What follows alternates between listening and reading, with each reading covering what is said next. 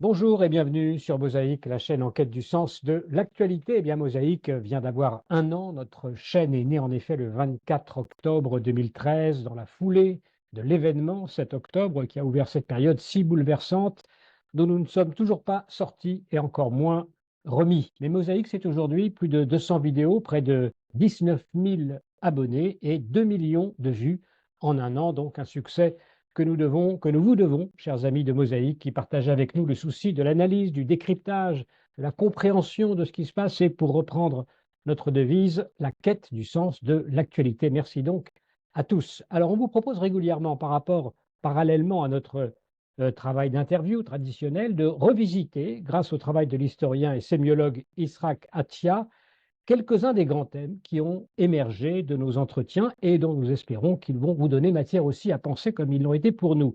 Bonjour Yitzhak Atia. Bonjour, Alors bonjour. vous appelez cette recherche les points de vue mosaïques. Le mois dernier, vous avez donné une première séquence où vous parliez du 7 octobre en explorant le concept de pogrom génocidaire. On va retrouver facilement ceux que ça intéresse la vidéo sur notre chaîne. Et vous nous proposez aujourd'hui donc d'étudier un autre concept dont on a parlé plusieurs fois avec nos invités, le concept de palestinisme. Palestinisme, comme son nom l'indique, c'est une idéologie qu'il convient donc de distinguer évidemment soigneusement de ce qu'on appelle classiquement la question palestinienne. Itrakatia. Oui, effectivement, c'est un terme qui est beaucoup utilisé, surtout par les philosophes, les linguistes, pas encore tellement par les historiens et les politologues, mais ça vient. Le terme question palestinienne, finalement, pourrait être employé parce qu'il est assez neutre, mais seulement il renvoie à l'expression question juive, et qui dit question juive du 19e siècle dit problème juif du 20e siècle, et solution finale du problème juif. Donc, je ne sais pas si les Arabes seraient très contents qu'on utilise ce terme. Il est assez neutre en fait. Mais l'intérêt d'utiliser le terme de palestinisme, c'est surtout de ne pas utiliser celui que essayent de nous imposer les Arabes dans le discours public, qui est celui de cause palestinienne, peuple palestinien, nation palestinienne, et qui tendrait à nous faire croire qu'il s'agit d'un combat d'émancipation populaire né de la population, alors qu'il s'agit vraiment d'une idéologie extérieure. Et c'est pour ça que on a préféré adopter le terme de palestinisme. Voilà. Alors, on va, après cette introduction sur ce concept de palestinisme, je vous propose d'écouter des extraits que vous avez vous-même sélectionnés, Itrakatia, sur ce thème dans les interviews de Mosaïque. On les écoute.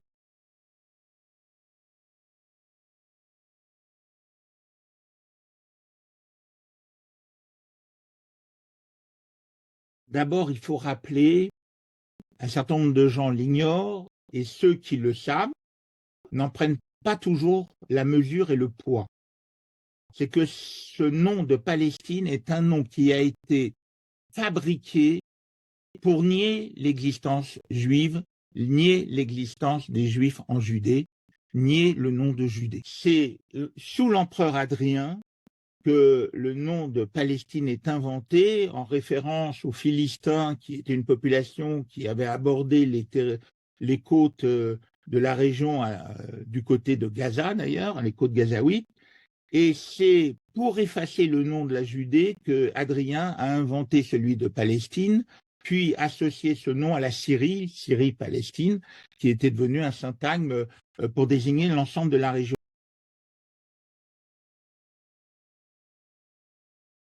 Tiens, pour un peuple, voilà, bon, je ne vais pas discuter sur l'existence de ce peuple, la légitimité, est-ce qu'il a existé, pas existé. Je ne suis pas de ceux qui pensent qu'un peuple existe de façon éternitaire.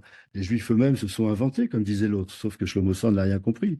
C'est justement le fait qu'ils se soient inventés qui légitime son existence au peuple hébreu. Donc je pense pas que le peuple palestinien ne peut pas se construire, ne peut pas exister, parce qu'il n'a pas existé avant les années 70. Mais il faut qu'ils se construisent en peuple. C'est-à-dire qu'il faut construire une culture, il faut construire une langue, il faut construire un moi commun, il faut construire des objectifs communs, des idéaux communs. Pas seulement avoir l'idée de se substituer, de détruire l'autre pour se substituer dans une sorte d'identification mimétique.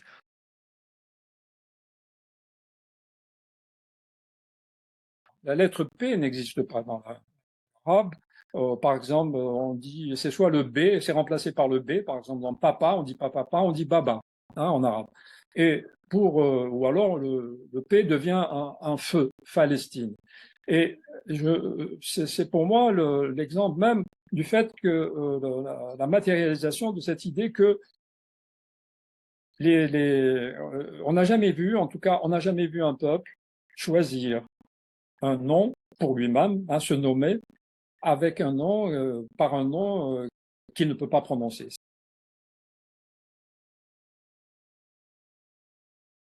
Le pro-palestinisme, pour moi, c'est vraiment une idéologie structurée qui va instrumentaliser la situation objective des Arabes de Palestine et de leurs descendants, hein, sur 4 générations quasiment maintenant, et qui en fait une arme contre Israël et contre les Juifs.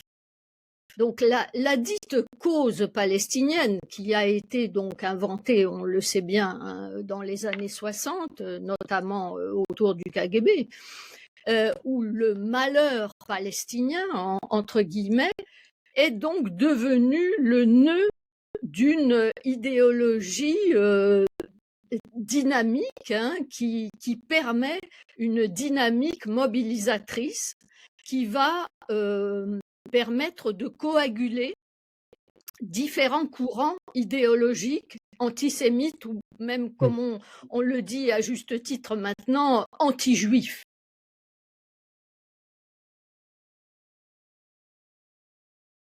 C'est cristallisé en Occident à partir des années 60-70. On a une pensée qui va naître en Union soviétique et être diffusée par les agents d'influence soviétique au Moyen-Orient, qui est ce que j'appelle la nazification d'Israël.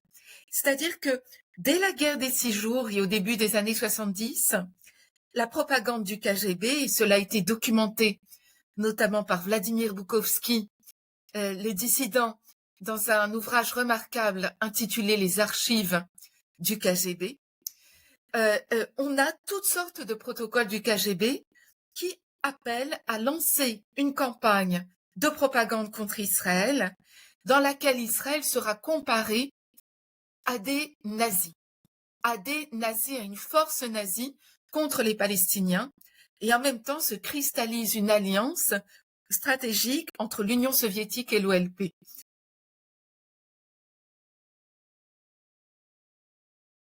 Et à cela s'ajoute l'acmé de ce discours universitaire, c'est le pro-palestinisme qui est complètement fantasmatique, mais qui forme une sorte de nouvelle cause prolétarienne. Parce que je sors de l'université et je vois toujours quelqu'un qui représente la lutte ouvrière et qui me tend une affichette avec la proposition de changer le monde. Et comment faut-il changer le monde? Il faut libérer la Palestine de la présence juive. C'est ça le changement du monde.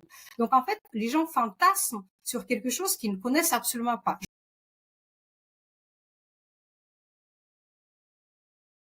Je vous dirais que, sans refaire un historique du wokisme, le mouvement woke, c'est un héritage de l'extrême gauche qui est fondé sur l'idée de déconstruction. Il faut déconstruire les discours et il faut lire le monde à travers le prisme d'oppresseurs et d'opprimés. Or, l'extrême gauche est doublement orpheline. Elle est orpheline d'un prolétaire qui n'existe plus parce que le monde industriel est mort et a été remplacé par une société de services et vous savez ça comme moi. Et il est orphelin du colonisé réel qui a disparu dans les années 60 et qui aujourd'hui est remplacé par le colonisé culturel dans le monde, puisque l'Occident est censé imposer sa culture au monde entier, si ce n'est qu'en Israël, on retourne vers le colonisé réel, puisque Israël est présenté comme un pays colonisateur. Et donc le Palestinien reste le dernier colonisé réel.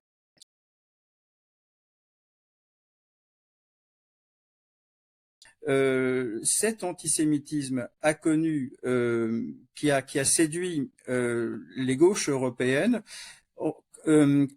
bénéficie aujourd'hui d'un remaniement qui est aussi de nature à amplifier sa planétarisation. Et ce remaniement, c'est que le palestinisme classique a été rejoint par le wokisme. Et ça, on en reparlera un petit peu plus tard, c'est-à-dire par le fait que, d'une certaine manière, le signifiant juif, le signifiant Israël, incarne tout ce dont la modernité a horreur, c'est-à-dire la loi symbolique, la revendication identitaire, la singularité, le grand récit biblique, et ce qui a été finalement le point de butée de toute la déconstruction dans les universités, notamment américaines et européennes.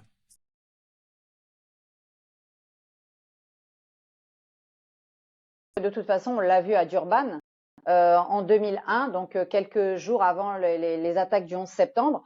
À Durban, ça devait être un sommet contre le racisme qui se tenait en Afrique du Sud pour aussi la promotion des peuples premiers, c'est-à-dire qui étaient victimes effectivement d'une forme d'impérialisme de la part aussi des grandes sociétés de déforestation au Brésil ou ailleurs. Et en réalité, ce combat pour les peuples premiers a été complètement capté par la cause palestinienne, par les frères musulmans qui ont été extrêmement actifs à Durban. Et en réalité, le camp décolonial, notamment avec le Parti des indigènes de la République qui s'est forgé à Durban autour de cette conférence, en réalité, c'est là qu'on a vu naître ces interactions entre le camp décolonial qui avait d'autres projets, comme les courants LGBT, comme les courants néo-féministes, etc.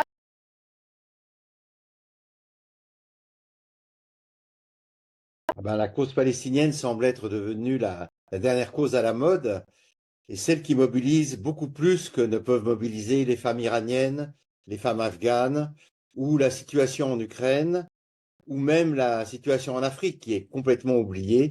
Par exemple au Soudan où les 100 000 personnes ont été tuées depuis la guerre civile et où des milliers d'Africains dans le Darfour sont menacés de disparition. Mais comme toujours, la cause palestinienne est le grand facteur de mobilisation et pour une raison simple, c'est que au Moyen-Orient se joue le combat mondial pour le titre de paria.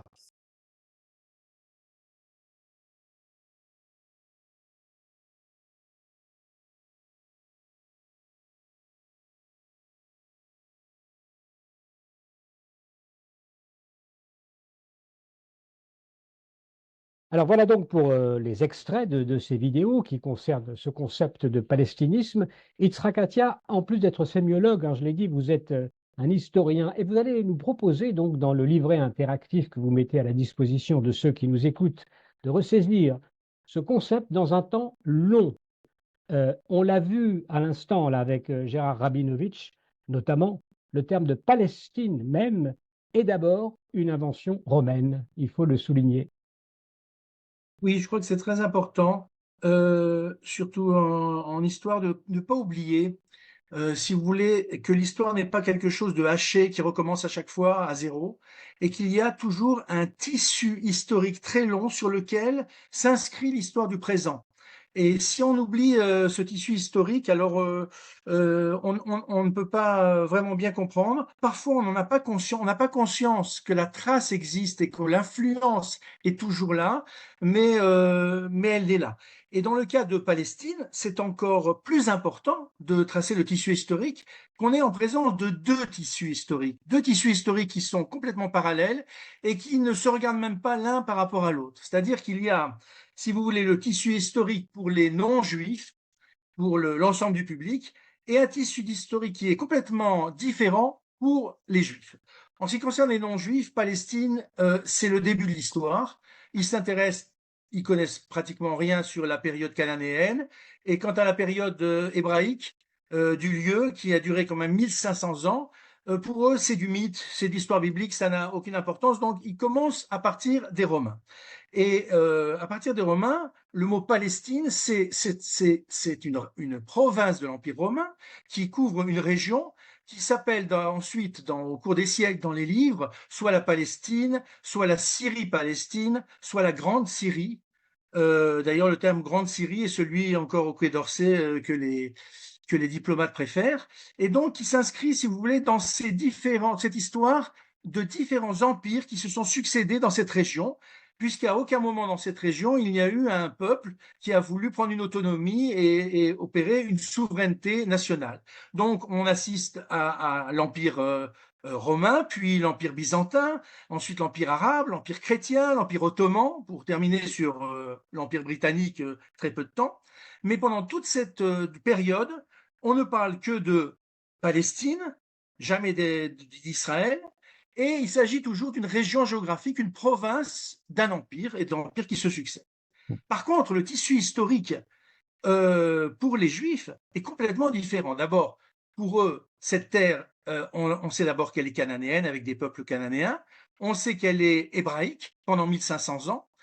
C'est pas la terre, c'est la terre d'un seul peuple, mais pas d'une seule nation, d'un seul royaume, puisqu'au début, ce sont des tribus qui se battent entre elles ou qui sont unies selon les époques des juges. Et puis ensuite, il y a 3 générations de royauté. Et après un schisme de royauté, la royauté de Juda, la royauté d'Israël. Donc, c'est une période très longue de 1500 ans qui est présente dans le tissu historique chez les Juifs. Et ensuite, viennent, on pourrait dire chronologiquement la même chose que pour les non-juifs, c'est-à-dire les 1800 ans d'exil et les 1800 ans de différents empires qui se succèdent. Mais la différence, c'est que pour les Juifs, pendant ces 1800 ans, le mot Palestine ne veut rien dire, n'est jamais évoqué. On parle toujours de Eretz Israël, et non seulement on parle de Eretz Israël, non seulement on a l'espoir de revenir en Eretz Israël, mais on applique une sorte de liturgie juridique, le terme paraît un peu bizarre, liturgie juridique, qui s'appelle la Chazaka, et qui fait que pendant 2000 ans, 1800 ans, chaque jour de ces 1800 ans, 3 heures ne se passent pas sans que les Juifs rappellent leur droit de propriété sur ce lieu. La chazaka, c'est, en termes juridiques pour le droit juif, c'est que si on laisse passer plus de 3 unités de temps sans dire nous sommes propriétaires de ce lieu, on risque de perdre cette propriété. Et là, ça ne s'est pas passé pendant 1800 ans. Donc on a ici, si vous voulez, un tissu historique tout à fait particulier, où même pendant les 1800 ans d'exil, le lien du peuple d'Israël avec la terre d'Israël est rappelé juridiquement sans cesse. C'est pour ça que quand au fin du 19e siècle arrive le mouvement sioniste et la volonté de faire une souveraineté juive en terre d'Israël, eh bien les masses juives, même si elles ne sont pas sionistes, rejoignent le pays pour faire une souveraineté juive. Et en 1948, comme tout le monde le sait, une guerre, la guerre d'indépendance, le pré-État, il y a eu un pré-État juif avec des organismes qui se sont installés, mais le point important, c'est la guerre de 1948. Et là, à ce moment-là, il y a un État d'Israël sur la quasi-totalité de cette terre, cette fameuse terre Eretz Israël. Donc, vous voyez que d'un point de vue juif, il y a une sorte d'absurdité à appeler ce lieu Palestine. Je vais vous donner un exemple qui va peut-être faire sauter. C'est comme si on disait à des Français, mais vous parlez de la Gaule, vous ne parlez pas de la France. Et on fait complètement l'impasse sur le fait qu'il y a eu Clovis qui s'est baptisé, que la France est la fille aînée de l'Église. Non, on dit vous êtes les Gaulois. Alors pour les Juifs, c'est la même bizarrerie de parler de Palestine, parce qu'à aucun moment dans l'histoire juive, dans la pensée juive, dans la transmission, cette terre ne s'est appelée Palestine. Mais par contre, et c'est là où il y a le malentendu, pour tous les non-juifs qui consultent tous les livres de toutes les époques, qui étudient tous les empires qui se sont succédés, c'est toujours le mot Palestine qui revient. Alors effectivement, on voit l'ampleur du conflit, la différence. On va faire un grand saut dans l'histoire avec une deuxième étape qui a été évoquée donc également dans ces vidéos, notamment par Yana Grinspoon et Sarah Feinberg. C'est l'histoire du palestinisme à l'époque de la guerre froide, quand ce concept finalement a été réinventé, si on peut dire, par les soviétiques. Oui, alors là, il faut que je fasse un petit lien quand même entre 1948 et 1967, puisque en 1948, à la guerre d'indépendance, Israël conquiert la plupart du territoire, mais il existe 2 enclaves qui sont une enclave jordanienne en Judée et Samarie, qui sont sous la domination et l'occupation des Jordaniens, et une enclave égyptienne à Gaza, qui est sous l'occupation des Égyptiens.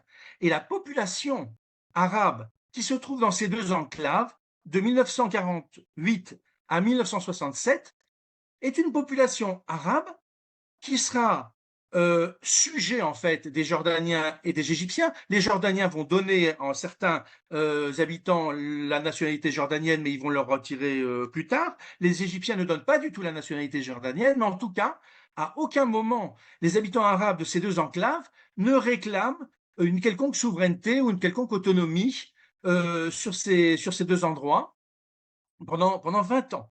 Donc, de 1948 à 1967, c'est cette situation. 67, le grand tournant, la guerre des 6 jours en 1967, où là, Israël conquiert l'ensemble de la terre d'Israël, avec l'enclave jordanienne de Judée-Samarie et l'enclave égyptienne de Gaza.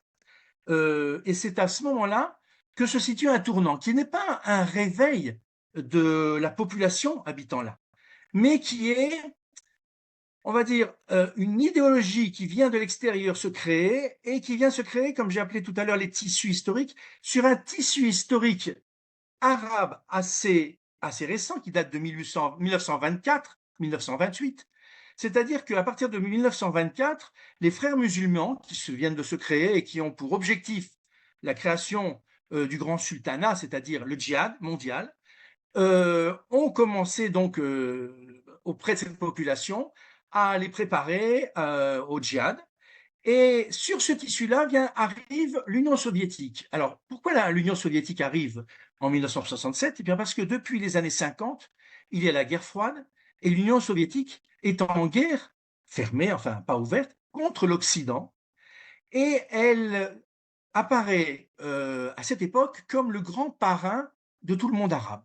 C'est-à-dire que tous les États arabes envoient leurs cadres se former à Moscou, leurs militaires sont formés par des militaires russes, les armes sont des armes russes, et donc il y a une très très grande influence soviétique. Et concernant, on connaît le panarabisme avec le lien avec Nasser, mais concernant les habitants de la terre d'Israël, donc de Judée-Samarie et de Gaza, là, c'est carrément une idéologie qu'amènent en plus les soviétiques, le KGB, qui forge carrément de la propagande pour diaboliser Israël, pour nazifier Israël et pour faire des Palestiniens des grands résistants. Et là va se créer ce palestinisme. Ce ne sont pas des cadres qui forment un État, en fait. Comme Michel Gad-Volkovitz l'a dit tout à l'heure dans son extrait, il n'y a pas de fabrication d'un moi commun, d'un projet social, etc. Non, ce sont 4 organisations terroristes. Et je le rappelle qu'à partir de 1968, c'est le terrorisme palestinien qui défraie la chronique avec les premiers détournements d'avions et les premiers attentats terroristes exclusivement visant des civils. Et ce qui est assez typique, c'est que ces 4 mouvements terroristes qui vont apparaître au fur et à mesure, 2 sont d'influence soviétique, le FPLP, le Front populaire de libération de la Palestine, et le Fatah, l'Organisation de libération de la Palestine, et les 2 autres sont d'influence des frères musulmans, le Hamas et le djihad islamique. Mais ces 2 influences différentes et ces 2 objectifs à long terme différents, un c'est le djihad par les frères musulmans, et l'autre c'est la destruction de l'Occident par les soviétiques, mais si vous voulez, à court terme, à moyen terme, il s'agit de détruire Israël. Donc ces 2 mouvements vont de pair et ne se tapent pas trop, à part qu'il y a sur le terrain des batailles, s'il y a des assassinats, etc. Parce que bien sûr, ces quatre organisations terroristes se disputent le leadership et n'ont pas vraiment les mêmes idées. C'est à ce moment-là qu'on peut dire que... C'est important de savoir que le fait que ce palestinisme soit soutenu par les Russes et par les frères musulmans donne accès à l'extérieur, à l'Europe, par des réseaux qui sont déjà en place depuis longtemps, des réseaux de propagande dans les universités, chez les décideurs, dans les médias, etc. Et ce qu'il faut noter maintenant, c'est que ce mouvement, ce palestinisme, va rencontrer un vieux mouvement qui existe en Occident, qui est le gauchisme de gauche et d'extrême gauche, qui se situe dans un carrefour où il vient de perdre ces 2 plus gros chevaux de bataille qui sont le prolétariat, puisqu'on vit dans les années 60 dans un monde post-industriel axé sur le tertiaire, donc il n'y a plus vraiment de prolétaires, et un monde post-colonial, puisqu'il n'y a plus vraiment d'empires coloniaux. Et là, aubaine pour l'extrême gauche, le dernier colonisé réel en vie, c'est le Palestinien, et le dernier prolétaire exploité, c'est le Palestinien.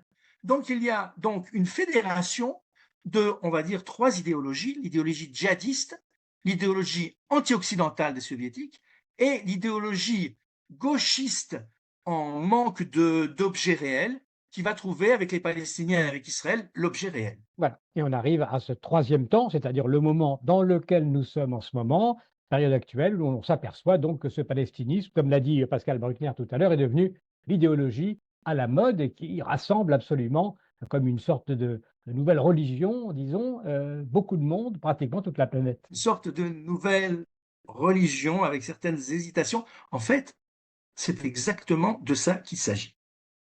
Une nouvelle religion planétarisée. Parce que ce qui se passe à partir des années 2000 et précisément 2001, c'est que cette idéologie qui est une convergence de plusieurs idéologies va devenir quelque chose qui va non seulement se développer partout, non seulement s'institutionnaliser, mais prendre une dimension tout à fait nouvelle, qu'on peut même ne plus appeler de l'idéologie, mais d'appeler de la morale idéologique. Et là, il faut bien faire la différence. Et l'idéologie, ce sont des lois inventées par des hommes qui ne s'en cachent pas et qui prétendent que ces lois morales ou ces lois générales peuvent convenir à l'ensemble du genre humain. Mais il s'agit d'hommes qui disent qu'ils sont des hommes. Par contre, quand on a affaire à une morale, ce sont des lois, mais qui sont d'une instance supérieure au genre humain. Ce sont des lois dictées par un dieu, dictées par un prophète, dictées par un dieu incarné, mais qui ne se prétendent pas des lois sorties des humains, applicables au genre humain, mais d'une instance supérieure. Et quand j'appelle ça de la morale idéologique, c'est quand il ne s'agit plus d'un dieu, d'un prophète, mais des hommes qui s'établissent comme instance supérieure. Les premiers qui ont fait ça réellement, ce sont les nazis, puisque les nazis n'ont pas l'idéologie du national-socialisme ou du fascisme est largement en surface, correspond à quelque chose d'historique, mais c'est largement au-delà le nazisme. C'est vraiment une morale idéologique. Pourquoi ? Parce que les nazis, contrairement au fascisme, au socialisme, ne disent pas on va devenir les plus forts, on va résoudre des problèmes et c'est ça qui nous donne le droit de nous dire au-dessus du reste du genre humain. Non, ils disent nous sommes au-dessus du genre humain parce que nous avons l'antériorité, donc l'adaptation. Puisque nous sommes antérieurs et nous avons vécu jusqu'à présent, nous sommes mieux adaptés que les autres. Et nous avons la pureté. Pourquoi ? Parce qu'ils prétendent, par, si vous voulez, des recherches un petit peu biaisées en linguistique, en zoologie, le darwinisme, l'eugénisme, etc., ils prétendent qu'ils sont le seul peuple antédiluvien qui a échappé au déluge. Et donc, ils sont non seulement antérieurs à tous les autres peuples, mais ils sont purs. Et en face d'eux, qu'est-ce qu'ils ont ? La mythologie ou l'histoire judéo-chrétienne, qui est une histoire qui est basée sur des incestes, c'est-à-dire il y avait une arche de Noé, il y avait des personnes qui étaient là, une famille, il y a eu des rapports incestueux et ça donnait cette humanité bâtarde, qui est donc non seulement postérieure à nous, le peuple antédiluvien, les surhommes, mais qui en plus n'est pas pur. Et donc, on a ici la différence entre idéologie et morale idéologique. Alors, qu'est-ce qui se passe dans les années 2000 ? Quelle est cette nouvelle morale idéologique ? Eh bien, c'est ce qu'on appelle aujourd'hui le wokisme. On ne le connaît pas trop, mais en fait, c'est la conséquence, la suite du postmodernisme, de la déconstruction, de choses comme ça. C'est en fait une nouvelle religion moderne et une nouvelle morale idéologique parce que ceux qui dictent quel est le bien et quel est le mal, ce sont les opprimés. Et ceux qui sont le mal, ce sont les oppresseurs. Et c'est essentialiste, c'est-à-dire qu'une femme peut faire ce qu'elle veut, elle est une opprimée, parce qu'elle a été opprimée par les hommes, etc., par les sociétés masculines, elle sera une opprimée tout le temps. Un jeune est un opprimé, parce qu'un jeune est victime d'un génocide écologique qui va détruire les générations qui viennent. Donc, en tant qu'opprimé, c'est lui qui dicte quel est le bien. Les racialisés, les anciens colonisés. Et on va rassembler ainsi les féministes, les écologistes, les antiracistes, etc., dans une morale idéologique. Maintenant, cette morale idéologique, elle n'est plus seulement portée par des groupuscules et puis des agents de transmission de la propagande comme les soviétiques, les frères musulmans, qui sont déjà très, très, très introduits. Elle devient quelque chose de quasi officiel.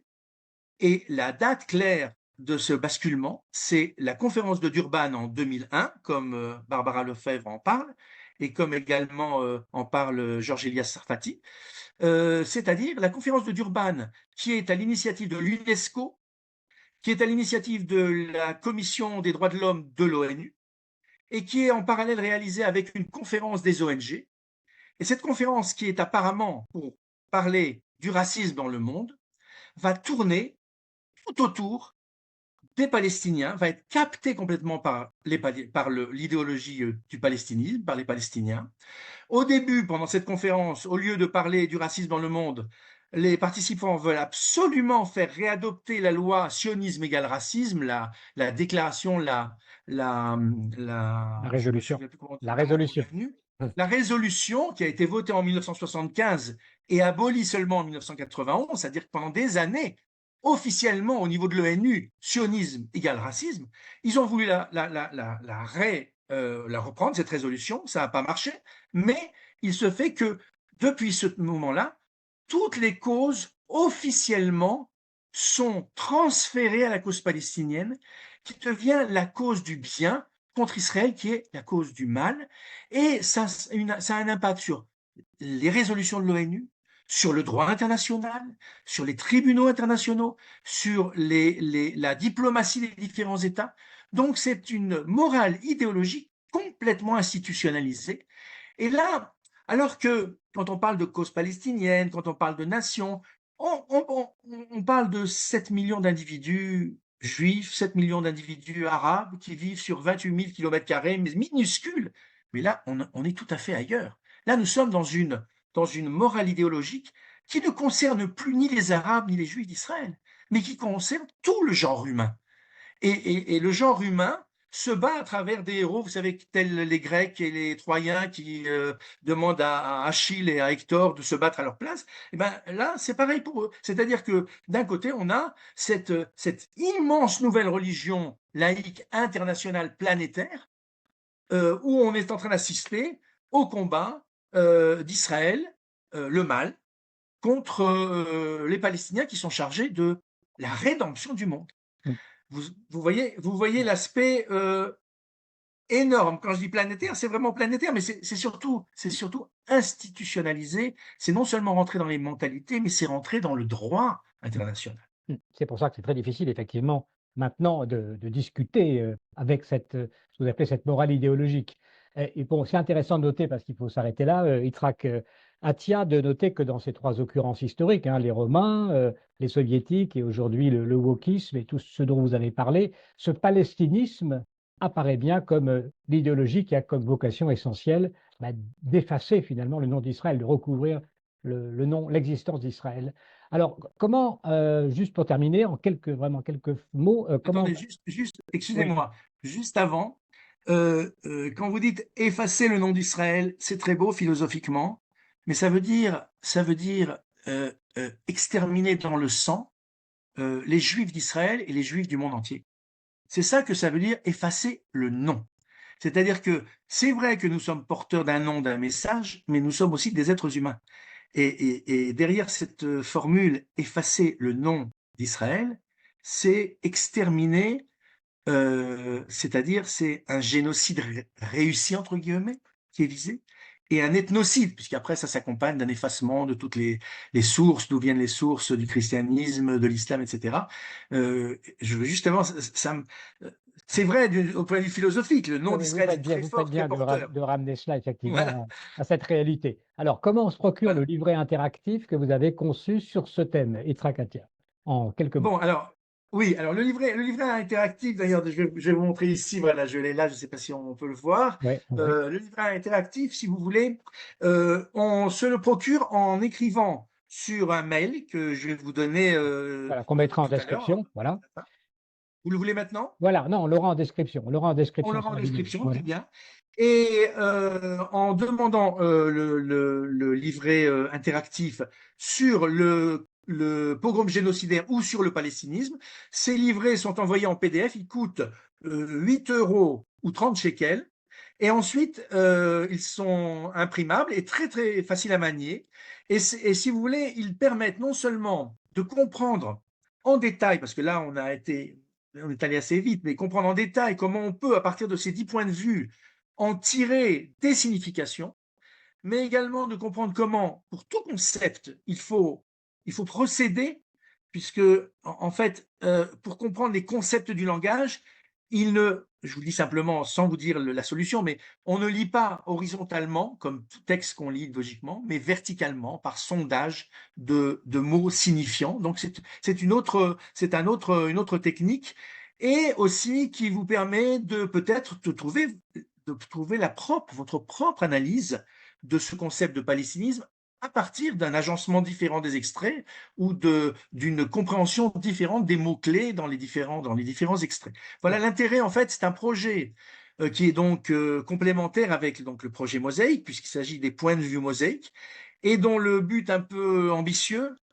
c'est de rétablir une pensée libre par une compréhension des concepts, parce que les concepts, c'est ce qui nous permet de penser. C'est-à-dire, on utilise une langue de communication qui vient après la pensée. Mais s'il y a un problème au niveau de la pensée, si la pensée est muselée, si la pensée n'est pas muselée, si elle est cadenassée, si elle est systématisée, robotisée, noyée dans des absurdités qui sont tellement anciennes qu'on les admet, alors on ne peut plus s'en sortir parce que la langue va exprimer cette absence de pensée. Et le fait de rentrer dans les concepts en aval de la pensée, en amont de la pensée, avant la pensée, ça nous permet de redonner tous les sens à ces concepts et de donner à chacun la possibilité de se réactiver sa pensée. Et comme on disait au tout début, après le 7 octobre, essayer de sortir de toutes les conceptia, de tous les systèmes cadenassés, sans signification, et d'être en quête de la signification de ce qu'on est en train de vivre en ce moment. Et voilà pourquoi votre projet s'appelle Point de vue mosaïque. Voilà, pour tous ceux qui sont tentés par cette expérience de pensée, je renvoie donc au lien qui sera en description, à l'adresse qui sera dans la description. Merci beaucoup, Isra Katia, et à bientôt sans doute pour d'autres points de vue mosaïques sur d'autres concepts qui nous permettent de mieux penser le point où nous en sommes. Merci à tous pour votre attention. Merci beaucoup d'avoir écouté cette vidéo, et pour suivre nos prochaines interviews, eh bien, vous pouvez vous abonner à Mosaïque. C'est très simple, il suffit de cliquer sur le bouton ci-dessous.